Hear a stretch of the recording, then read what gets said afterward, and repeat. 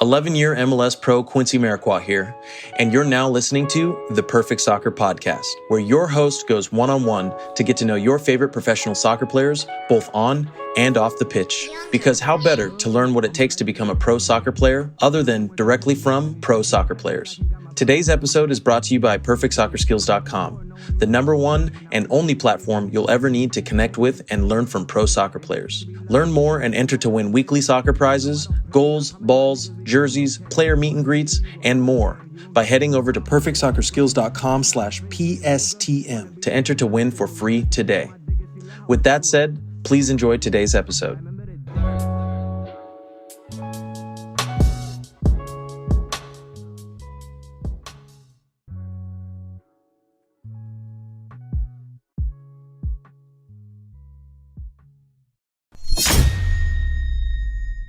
What's up, everybody? Welcome back to another episode of the Perfect Soccer Podcast. Our special guest today is Joseph Nane. Joe, how's it going? I'm doing well. How about yourself? Good. I get that name right? Yeah, Joe Nane. Yeah. Let's just go back in time a little bit. What's your first memory of playing soccer? It was in the streets of Yaoundé, Cameroon. It's actually my cousin. Oh, was he my cousin? My father was the godfather of one of his friend's son, and he came to stay over during the summer. And my father was great into volleyball, so we didn't have a soccer ball. But every time he turned around, we loved soccer so much, we just took the ball and we put it down and we started playing. And I would say my cousin, he started teaching me the ways how to maneuver. Instead of the cone, he would use rocks. And put in space. He asked me to weave around with the ball. That's how I got into soccer. Yeah, that's awesome. I guess how did you what did you always want to go pro, or what was your goals with soccer when you were younger? I wanted to play pro. I just didn't have the opportunity at the time because I was in a private school and my dad was in Cameroon. Soccer is one of the ways, but it's not the safest ways. School is the safest ways. It's the safest. Is the safest way to become successful. And my father invested a lot on on all of us, me and my brothers. So he wanted to emphasize on school, and I was playing in academy. It was fun, but when I went to college, my first year in college in Cameroon, I just stopped. But I always wanted to become a professional. Yeah, for sure. And then I guess how did they what was your route? How did colleges recruit you? Oh, so the summer I stopped playing soccer. I stopped playing for the academy and I was just playing on the street with my friends. It's summertime. I'm not going to play soccer anymore because the school is starting in a few months. And I think the ex-assistant coach of the national team, he knew my dad. And he asked my dad if he has any kids that play soccer. My dad said no. The next day he saw my mom and he was like, it's too bad because he just sent a few players to America, to Old Dominion University, and they are looking for college players. And my mom said, oh, wait, I have a kid at home that plays soccer, when my dad said no the day before. And he was surprised, your husband said no. And she said, no, it's the summer now. He's free. He can play. And I went there for a few sessions. He took a liking to me. And he texted the coach from Old Dominion University that there's a kid here. And at the time, the coach from Old Dominion University had a friend in Cameroon from Morocco. And it was, I think that's when he found out there's another player that played in MLS, Tony Chani. And that was basically his rep. So he was in Cameroon and he organized a game with the top team at the time in Cameroon. I came to play. He liked what I did and he confirmed with the coach of Old Dominion that there's a kid in Cameroon you really want to see. That's how the year after that, in 2005, the coach from Old Dominion, Penn State, Wingate, few other coaches, they all came to Cameroon and we organized a big tournament. and that's how my journey started. That's crazy. How'd you decide to pick Old Dominion? I had no idea about America. I had no idea. To be honest, I wanted to be in a space where it didn't snow. I don't know anything about the snow. I'm from Cameroon. I just knew the South was hot. Makes sense. Now, I was already talking to Old Dominion for a year before all the coaches came. So my first year in the university, that's the entire year I started talking to Alan Dawson, the coach of Old Dominion University. And when he came, I asked him, because there were also offers from other universities, but I was already talking to him. And there were already Cameroonians in a good Cameroonian Yombi that did very well. I asked him, I just want to know something. Does it snow over there? He said, no, it's rare. It will snow maybe once every 3 years or 4 years. I said, okay, let's do it. That's how I picked ODU. Well, we've been talking for a year. I just went with the guy I was talking to already. On top of that, there was no snow. It wasn't a consistent snow, which I saw the snow once in Old Dominion, which was good because I can stand the snow. For sure. What and I guess like overall, like what was your experience like? Well, first of all, was that your first time coming to America? Yes. So that was actually my first time taking a plane. Oh wow. So what was all that experience like? And then was there like a culture shock when you got here? Everything was different. So my route was Yaoundé, Cameroon to Morocco, Morocco, New York, Virginia, Norfolk, Virginia. So my experience, I'm going to take you quickly to my experience. I get there, but I always saw my dad, if he's not in sweats because he was representing the national team, he was in suits. So he gave me a suit. So when we get to Casablanca, I see a bunch of Americans jumping on a plane to go to New York. Everybody's in shorts. Yeah. Everybody's in flaps. I didn't understand that because you get on the plane. Other people, you want to look presentable, So that was a big culture shock. And also, it was my first time traveling internationally. The things that we consider very cheap food in Cameroon is expensive. And I always had to do the conversion, which is a mistake that people should not do it. So something that is probably $1 in Cameroon, and I stop in Casablanca, it's $15.99. When I do the conversion, I say, wait a minute, for this amount of money? You know what I can get in Cameroon? And then, of course, go to New York, go to Norfolk, and he sent his assistant coach Ryan to come and pick. It was me and my boy to pick us up. As soon as I get out of the airport, I see something I've seen in movies. Old cars just bouncing. I'm like, whoa, this is like the movie. And something I did, I just saw in the movie, something we don't have in Cameroon. You come here, music is loud in the car is bouncing like this. I'm like, wow, this must be something good. And I'm looking around like, okay, tall buildings, basically taller than buildings in Cameroon, which I was just at all looking around. And I went to school and I saw, it was the first time I saw almost all white team, or white people in general. I saw them in Cameroon, but all of them at once playing, I was like, whoa. Yeah. So everything was just a culture shock. My accent was way stronger than it was now. My eating habits were different. Everything was a culture shock. Yeah.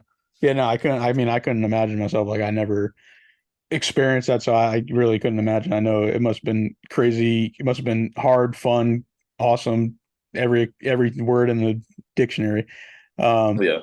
And then just like, I guess overall, like, how was your time there at Old Dominion and like on and off the field? It was my best time. I think America is a place. It holds a special place in my heart because that's where I became a man. Mhm. It's the first time I'm really away from my family. I have my own dad, my own mom. I have a meal plan. I have to do everything without a supervisor. Uh, Something I saw in America, because I did private school, even private university. We were taking 12 subjects a semester or 12 classes. In America, they take 4 a semester, which is 12 credits. So if you were in Cameroon, that would be 6 credits, or more or less. If it depends on the coefficient. If it's credit is 3 or it's 2, So that was the first thing I thought. In America, they have too much time just to study, too much time to do anything, and which was good because you get to focus on soccer and you get to study at the same time. Mhm. So my experience in college was good. I got to see things I saw on TV. I got to see flats, sororities, even the way people approach games, the excitement, all of that. Everything was fun. So I can't complain about my college experience. It's one of the best time I've had in America. Yeah. No, that's awesome. And then what about like when did you know, was there a certain point that you knew you could go pro? Yes, my second year, I heard about one agent came and he was talking to me about Generation Adidas, and I didn't even know what it was. But my coach was like, "Listen, it's when you go pro early." And I looked at my coach like, "Why would people go pro early? Why don't you want to get your degree?" Because I understood soccer comes and goes in terms of you can get injured. And my junior year, I didn't have such a great season, to be honest. The team was bad. But my senior year, I came out swinging. And from there, I knew I had a shot. My senior year, because that was my last year and I gave everything I had, scoring goals, assists, getting on all the recognition. So my senior year is the year where I knew I'm probably not going to go to the master with accounting. I'm definitely going to go pro. There, there you go.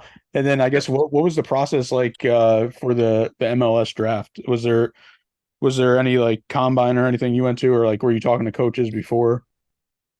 At the draft, at the first time I got there, after the physical, there were meetings with. I talked to DC Mhm. and Columbus Crew. Mhm. I did not talk to Toronto at all. Yeah. Even my coach went there during the morning of the draft. He gave me a call. He gave me positive insights with the conversation he had with certain coaches there, and I was just waiting. In my mind, I'm not even going to lie to you. From the conversation with my coach, I expected second round to hear my name, but he came in the 4th round, and he came to Toronto. I just embraced the name calling, and I went to play. But it was stressful waiting. I think I stopped listening after the second round. I stopped listening because Yeah. I couldn't take it anymore. Yeah. Yeah. That makes sense. So it was a relief once you got drafted. Yeah, I was actually playing video games.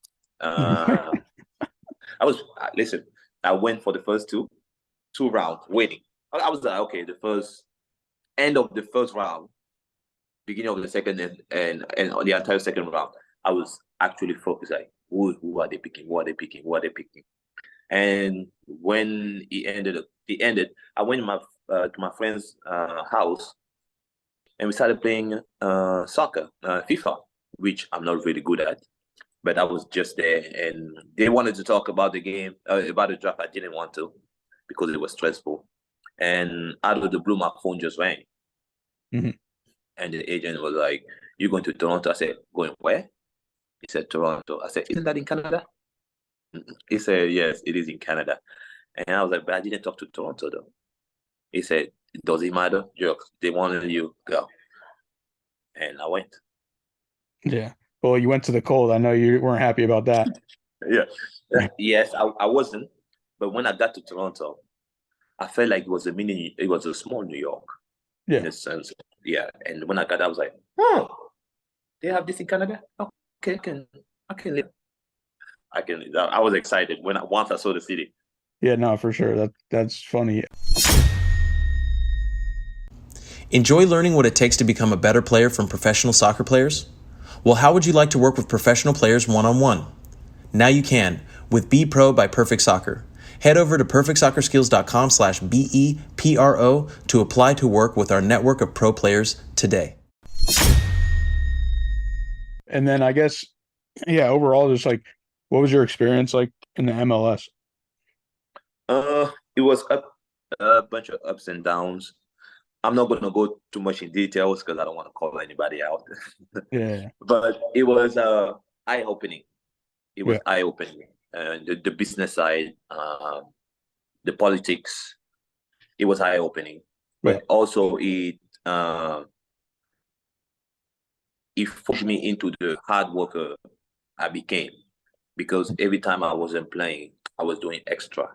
So I had that habit for a while, but I never saw the bench until I went pro, and I just dove into extra workout, going for runs, doing the gym, using the ball, and that became part of my DNA in my entire professional. Just staying always ready.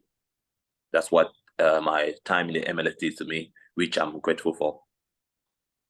Yeah, no, for sure. And then I know you moved around a bit and you even went to the Kazakhstan League. And Yeah. just tell me like what that was like, and then like what was the difference playing there versus like America? Uh, when I went to Kazakhstan, I've never heard of that country before. Not even gonna lie to you.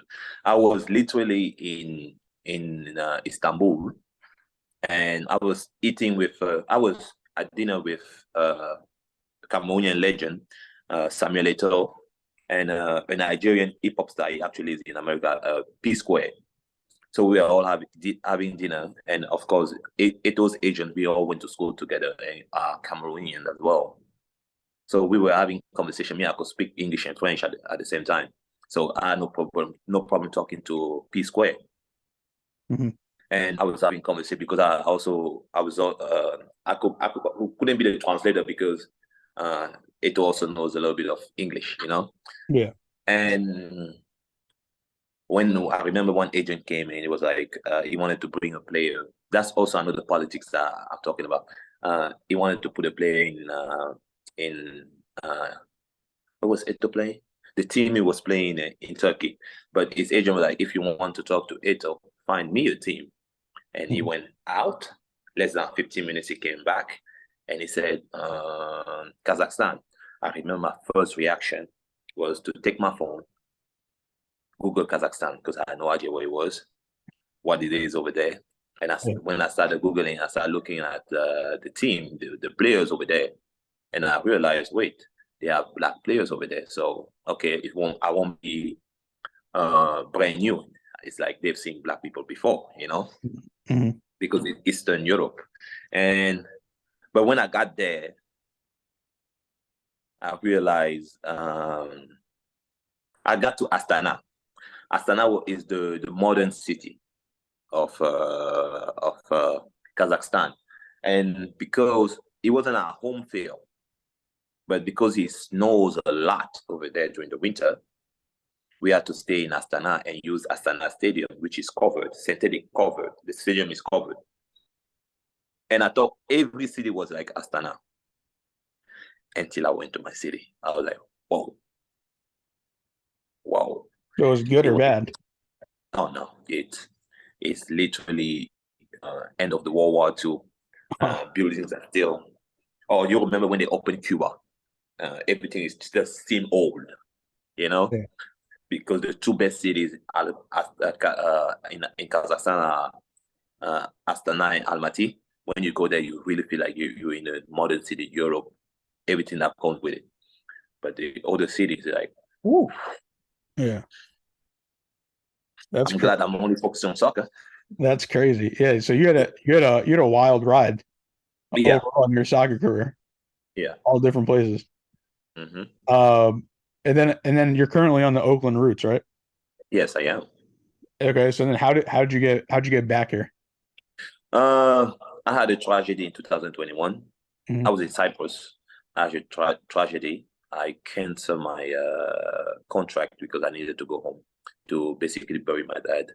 6 months after that, I saw Quincy sign for Quincy Amarikwa.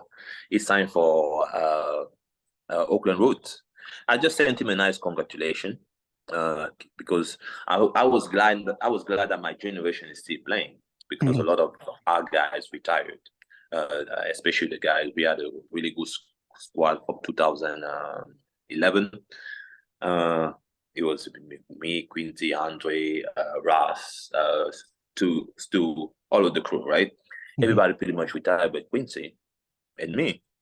So I saw he was still playing. I was happy for him. And then he asked me, do you want to come back and you want to play again? At home, I kept fit. And I was like, why not? I said yes. And Quincy worked his magic, talked to the management, and I came here. That's awesome. And then how has it been playing for the Oakland Roots? It's been great. Yeah. It's been great. I'm older now.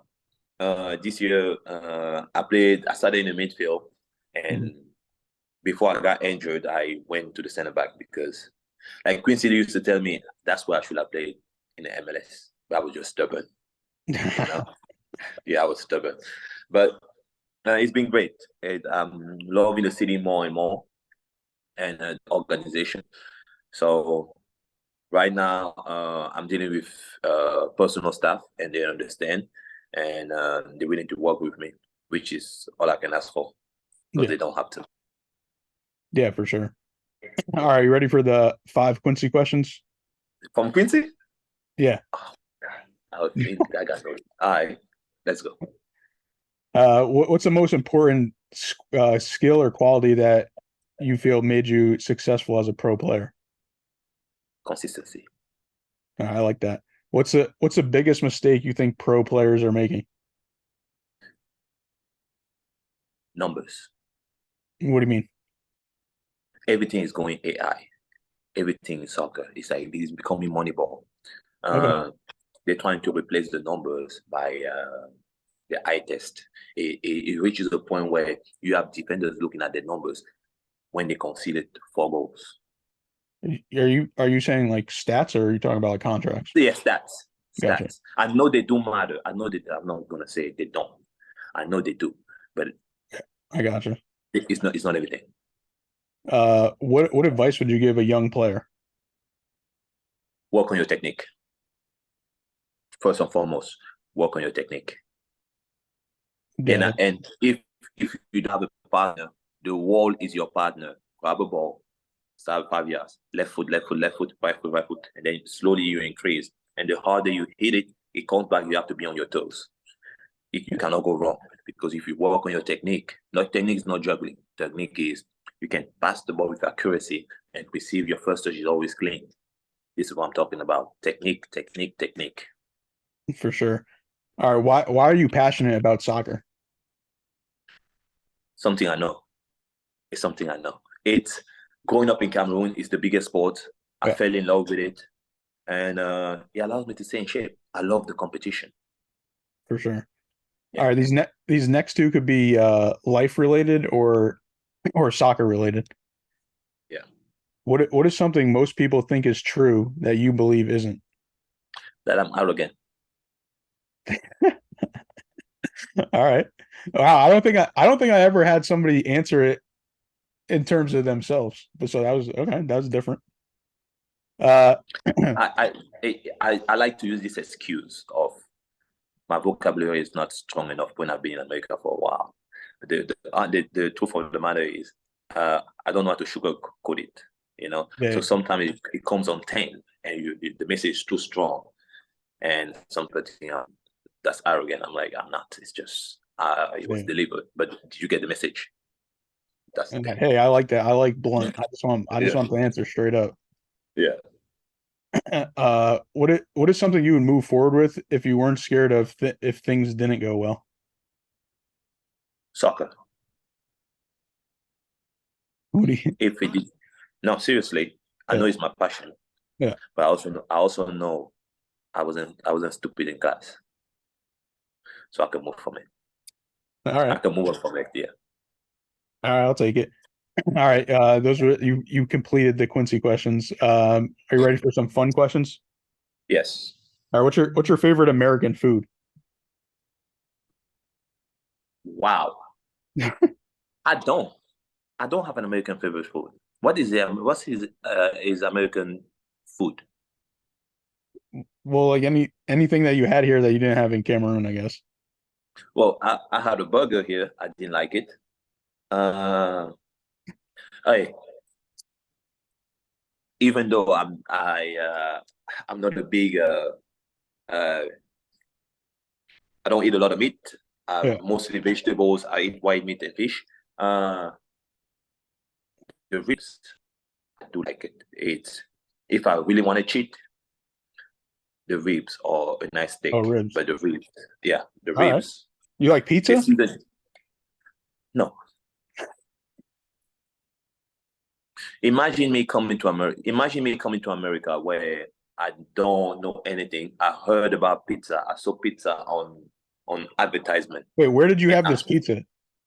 I had a pizza in college. After every game, they give you pizza. But you were in Virginia though, so Yeah, it's not real true, pizza there. true. I tried one in New York. I had very good pizza in New York, but you have a lot of generic Domino's and Yeah, no. yeah, yeah. No. You can't get them from those spots. You got not the chain restaurants. You got to get them from like the local spots. Yeah, All right. Is it I should have asked you this at the very beginning, but is it soccer or football? football. America is just You do only in America they say soccer. you cringe when you hear soccer? I understand now where we are, Yeah. but as soon as I get out, or as soon as I found international friends, soccer gets out of my vocabulary right away. Yeah. All right. If I went to Cameroon, where would I like what kind of food would I have to try there? Woo. I do believe we have the best food All right. in the world. First of all, the fruit and vegetables, everything is fresh. Yeah. Now, our seasoning is by far, I think, the best. It depends on what you like and how they season it. But anywhere, anything you will want. I want some of our most famous food, fried plantains, grilled fish, but we don't. The seasoning is crazy. It's not what they put here. You Mhm. know, grilled fish, beignet. I think I know. Yeah, I think so. Yeah, beignet, beans, yeah, gumbo soup that I really love. And couscous or fufu. Quincy will know. You use your hands. Yeah. When we were in Nigeria for his wedding, him and I were using our hands. Everybody else were brand new using a silverware. I don't, when we go home, we gotta act like we home. Yeah, for sure. All right, who's a player that you'd want to do a jersey exchange with that you haven't done one with? Like it'd be let's do like anybody. I regretted not doing the jersey change with Thierry Henry, but I'm just a small player compared to his stature. Mhm. I understand, but yes, All right. Actually, I really wanted that jersey. it's funny you mentioned Etso because that's my favorite player. He's my Yeah. little brother's favorite player as well. Yeah, Oh, it's crazy that like you know him too. yeah.